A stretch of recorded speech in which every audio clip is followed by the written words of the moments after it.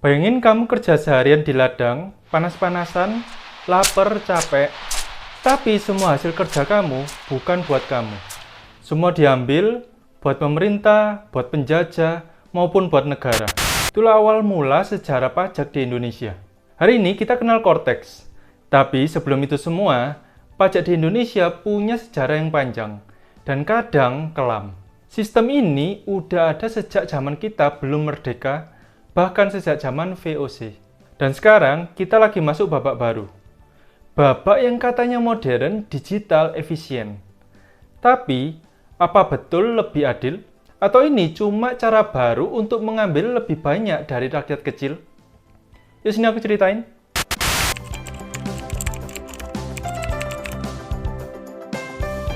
Tahun 1600-an sampai 1800-an, Belanda dan VOC datang ke Indonesia. Apa yang mereka cari? Rempah-rempah, tapi bukan itu aja. Mereka juga bikin sistem pajak. Kamu tahu tanam paksa? Itu bukan cuma kerja rodi, itu juga pajak. Pajak dalam bentuk kerja, dalam bentuk hasil bumi. Keluarga petani harus serahin sebagian hasil panen ke pemerintah kolonial. Gratis. Wajib, kalau enggak, bakal dihukum. Ini bukan sekedar pungutan, ini adalah perampasan. Yang kaya tetap kaya, yang miskin semakin tunduk. Pajak jadi senjata bukan buat bantu rakyat, tapi buat biayai penjajahan. Sistem pajak saat itu gak adil, friends. Yang kuat memaksa, yang lemah diperas. Rakyat disuruh menyerahkan hasil panen sambil kelaparan. Orang tua dipaksa kerja, anak-anak nggak sekolah. Semua untuk bayar pajak. Tapi sebenarnya itu cuma cara menjajah lewat ekonomi. Dan jangan lupa, pajak ini dipungut tanpa sistem yang jelas. Tanpa transparansi, tanpa perlindungan. Kalau rakyat protes, bisa dipenjara. Bahkan mereka dibunuh. Rakyat saat itu gak punya pilihan. Bayangin kamu punya 5 karung padi, tapi 3 karung diambil sama penjajah. Sementara anakmu di rumah belum makan. Itu namanya bukan sekedar pajak, itu bentuk penjajahan gaya ekonomi. Pajak dijadiin cara halus buat memperkaya Belanda sambil melemahkan ekonomi rakyat Nusantara. Sampai hari ini bekas luka itu masih terasa. Masih ada rasa takut, rasa curiga. Dan mungkin itulah sebabnya kenapa sampai sekarang rakyat Indonesia sulit percaya pada sistem pajak.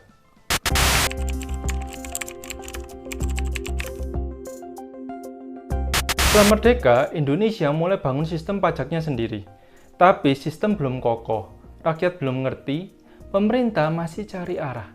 Di tahun 1960-an, zaman Soekarno, pajak dipakai buat biayai revolusi dan nasionalisasi. Negara butuh dana, tapi sistemnya belum kuat. Pajak masih banyak dipungut manual. Kadang nggak jelas kemana uangnya pergi. Lalu masuk Orde Baru, yaitu masa Soeharto. Disinilah pajak mulai berubah jadi sistem. Dibentuk sama Direktorat Jenderal Pajak atau disingkat DJP. Dibuat struktur mulai dikenal istilah NPWP. Mulai ada kode etik, penindakan, dan pelaporan. Tapi jangan senang dulu. Di balik semua itu banyak juga manipulasi. Pajak dari rakyat kadang bocor di tengah jalan, ada yang diselewengkan, ada yang dipakai buat jaga kekuasaan. Orang kaya tetap bisa main belakang. Yang kecil masih takut ke kantor pajak, takut salah, takut ditipu. Saat itu, pajak belum jadi alat keadilan. Dia masih jadi alat kekuasaan, dan rakyat masih jadi penonton.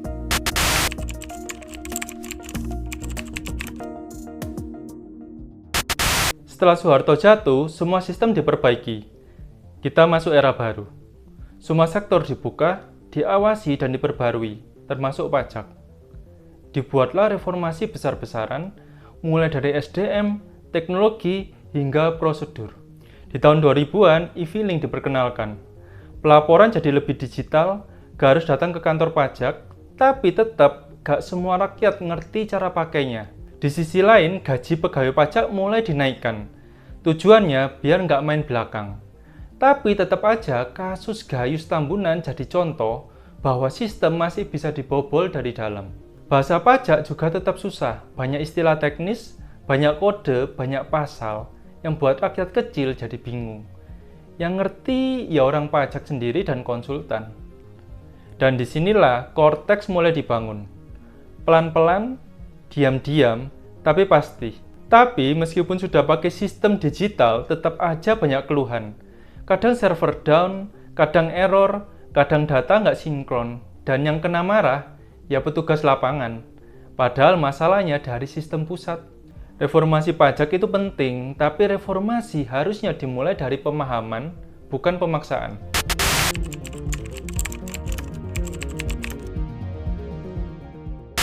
Cortex bukan cuma sistem digital. Cortex adalah puncak dari transformasi fiskal Indonesia. Ini bukan cuma aplikasi, ini bukan sekedar sistem. Ini adalah pusat data keuangan nasional. Sistem yang bisa tahu kamu beli apa, kapan, dan dari mana uangnya. Teknologinya dari Korea Selatan.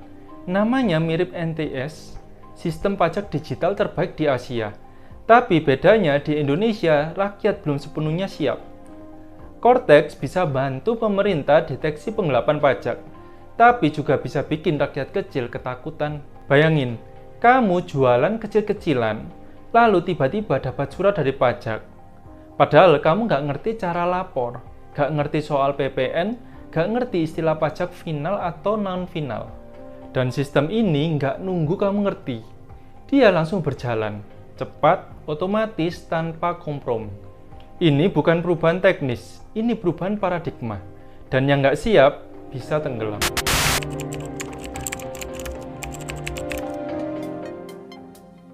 Kalau sistem makin rapi, siapa yang untung? Pemerintah? Jelas. Bisa dapat data lengkap, bisa ngejar target tax ratio. Korporasi besar? Pasti. Mereka punya tim pajak, punya konsultan. Sementara rakyat kecil, belum tentu. Banyak pedagang kecil belum punya NPWP. Banyak tukang ojek online belum tahu cara isi SPT. Banyak pekerja freelance bingung harus bayar berapa. Dan sekarang semua itu akan masuk sistem. Yang belum siap bisa kena sanksi. Yang nggak ngerti bisa dikira ada niatan buat ngumpetin uang. Padahal bukan niat, cuma belum ngerti. Kita bukan anti pajak, kita cuma mau adil. Kalau rakyat harus patuh, negara juga harus jelas. Transparansi, edukasi, perlindungan, itu yang seharusnya dibangun bersama Cortex. Cortex adalah bagian dari sejarah panjang pajak di negeri ini. Dulu kita disuruh kerja paksa, sekarang kita disuruh patuh sama sistem. Tapi dari dulu sampai sekarang, satu hal nggak berubah. Yang kecil harus selalu hati-hati. Karena yang pegang sistem, ya selalu di atas. Tapi sekarang kamu tahu, kamu ngerti sejarahnya. Dan kalau kamu ngerti sejarahnya, kamu nggak bisa dibodohi lagi. Sebelum lanjut, jangan lupa subscribe channel ini ya. Karena pengetahuan adalah alat perlawanan paling kuat.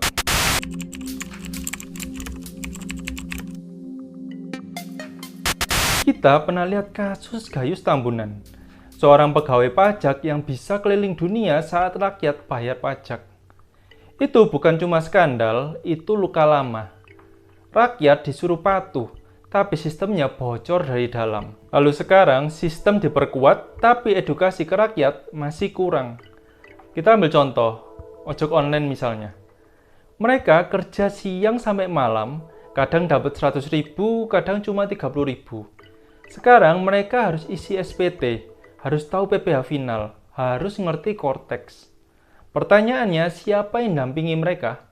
Negara punya sistem, punya target. Tapi kalau cuma ngejar angka tanpa ngerti beban rakyat, itu bukan keadilan. Itu namanya penindasan baru versi modern.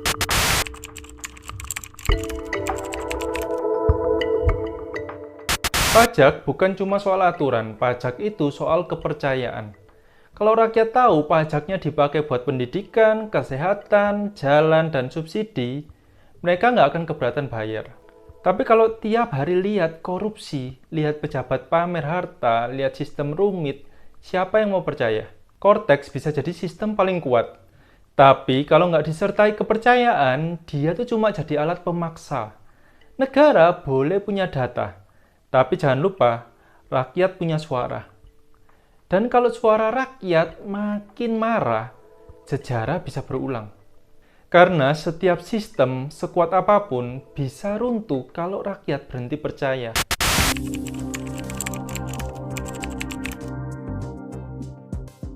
Tapi kita juga nggak boleh cuma pesimis. Cortex bisa jadi peluang. Peluang buat bikin sistem yang lebih adil, yang bantu rakyat ngerti pajak bukan takut pajak, yang ngasih pelatihan, edukasi, dan pendampingan. Bukan cuma sistem yang menghukum. Bayangin kalau semua orang ngerti pajak. Bayangin kalau pelajar bisa belajar pajak sejak sekolah. Bayangin kalau rakyat kecil bisa lapor dengan satu klik dan ngerti isinya. Itu baru namanya revolusi. Dan revolusi itu gak dimulai dari gedung, tapi dari video kayak gini. Dari orang-orang kayak kamu yang mau ngerti dan yang gak mau dibodohi. Jadi jangan berhenti. Terus belajar, terus sadar, terus lawan ketimpangan dengan pengetahuan. Seperti biasa friends, jangan lupa buat klik like, share, dan subscribe channel ini, biar kamu bisa dapetin video-video sejarah keuangan lainnya. Aku Erwin Krisjuan, bye-bye.